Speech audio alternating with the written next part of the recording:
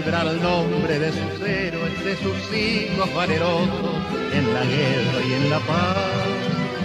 De los hombres prominentes como el general Stroessner, conductor esclarecido de este nuevo Paraguay.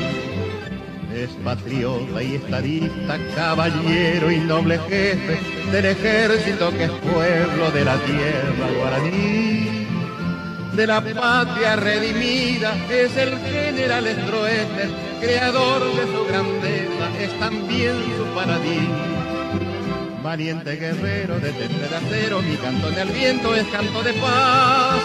Cantar de victoria que lleva el mensaje en este homenaje al gran general.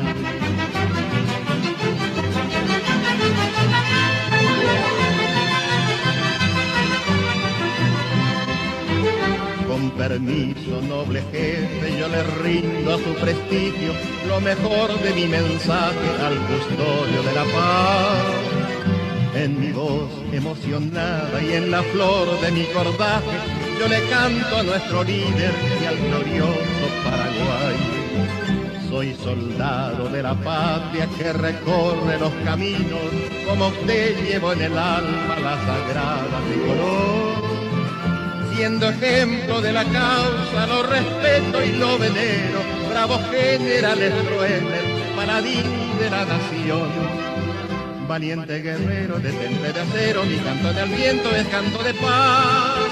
Cantar de victoria que lleva el mensaje en este homenaje al gran general. Cantar de victoria que lleva el mensaje en este homenaje al gran general.